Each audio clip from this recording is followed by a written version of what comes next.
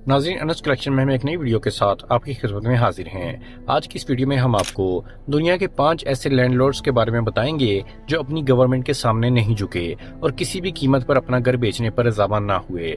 अपनी सारी जिंदगी की कमाई से बनाया हुआ घर कोई कैसे एक ही झटके में बेच सकता है, और वो भी तब जब गवर्नमेंट या कोई बिल्डर आपसे जबरदस्ती खरीदना चाहता हो। आज हम आपको ऐसे ही 5 घर दिखाएंगे जिनके मालिकान अपना घर खाली न करने की जिद पर अड़ गए, चाहे इनको सरकार का सामना करना पड़ा या किसी मालदार बिल्डर का, लेकिन उन्होंने अपना घर खाली ना किया। नाज़रीन, इन 5 घरों के बारे में जानने से पहले अनस कलेक्शन को सब्सक्राइब जरूर कर लीजिए और घंटी के बटन को जरूर दबाइए ताकि आपको हमारी अगले आने वाली तमाम वीडियोस फौरन मिल जाया करें। तो आइए वीडियो शुरू करते हैं। Number 5, Austin Spriggs. Washington DC में वाक़ बड़े बड़े अपार्टमेंट्स के बीच में दबा हुआ ये घर ऑस्टिन स्प्रिग्स नामी शख्स का है।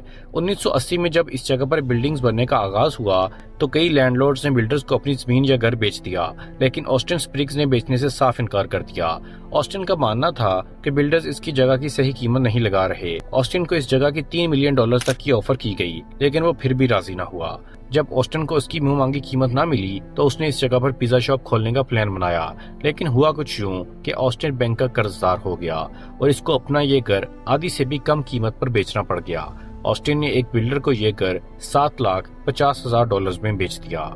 नंबर 4, यांग। पहली बार देखने से ऐसा लगता है कि शायद यहाँ पर जल्जला आया है, लेकिन इस 3 मंजिला इमारत के मालिक यांग ने इसको बेचने से साफ इनकार कर दिया था। चाइना की बढ़ती हुई आबादी के पेश नजर जिस जगह ये घर मौजूद है वहाँ चाइनीज गवर्नमेंट को एक हाई टेक इंडस्ट्रियल पार्क बनाना था। यांग के घर के पड़ोसियों ने तो गवर्नमेंट के आगे हार मान ली, लेकिन यांग चाइनीज गवर्नमेंट को कोर्ट ले गया। सरकारी बिल्डर्स ने यांग के घर की पानी की सप्लाई, गैस और बिजली का कनेक्शन तक काट दिया।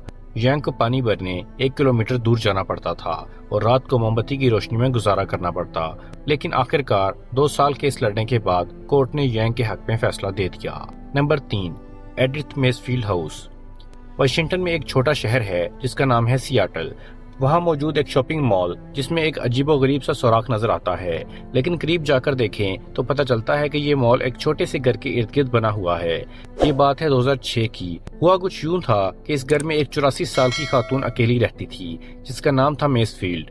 उस वक्त इसके घर के इर्द गिर्द चंद घर बने हुए थे और बाकी सारी जगह खाली होती थी। जब ये जगह कमर्शियल हो गई तो बिल्डर्स ने यहाँ शॉपिंग मॉल बनाने का सोचा।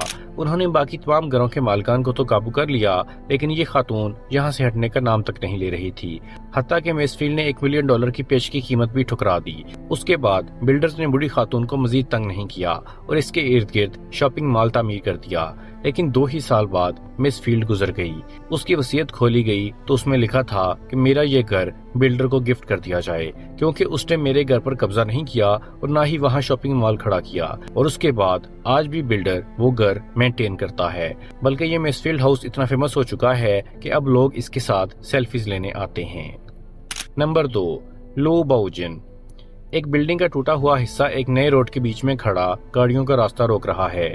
इस बिल्डिंग में कई फ्लैट्स हुआ करते थे, जिसमें से एक फ्लैट में एक बूढ़े मियाँ बीवी रहते थे। जब गवर्नमेंट को यहाँ रोड तामीर करना था तो बाकी सब लोग पैसे या मुतबादल जगह लेकर फ्लैट छोड़ गए, लेकिन लो बोजन और इसकी बीवी सरकार की तरफ से दिए जाने वाले फ्लैट से मुतमईन ना हुए और उन्होंने अपना फ्लैट छोड़ने से इनकार कर दिया और टूटे हुए अपार्टमेंट में ही रहने का फैसला किया। मजबूरन सरकार को वो फ्लैट और इसके आसपास के कमरे छोड़ने पड़े और इसके इर्द गिर्द रोड बना दिया गया। और अब बारी है नंबर 1 की। जापान में नारिता एयरपोर्ट के बीच में एक फार्म बना हुआ है। जब जापानीज गवर्नमेंट को इस जगह एयरपोर्ट तामीर करना था तो वहाँ मौजूद फार्मर्स ने अपनी जमीन सरकार को देने से साफ इनकार कर दिया। कई फार्मर्स आपस में मिल गए और काफी एहतजाज भी हुआ और कोर्ट में लंबे लंबे केसेस भी चले। आखिरकार फार्मर्स के हक में फैसला आ गया और सरकार को मजबूरन एयरपोर्ट का सिर्फ एक ही रनवे बनाने की इजाजत मिली। फार्मर्स आज भी ठीक एयरपोर्ट के बीच में अपने घरों में रहते हैं। इनके घर की खिड़की या इनके फार्म पे खड़े होकर ऐसा लगता है जैसे रनवे पर खड़े हैं। नाज़रीन, ये वो ममालिक हैं जिनकी कौमें जिंदा दिल हैं और अदलिया इंसाफ पसंद। उम्मीद करता हूँ कि आपको हमारी इन्फॉर्मेटिव वीडियो पसंद नहीं होगी। कमेंट पे अपनी राय का इजहार जरूर कीजिएगा। मिलते हैं अगली वीडियो में।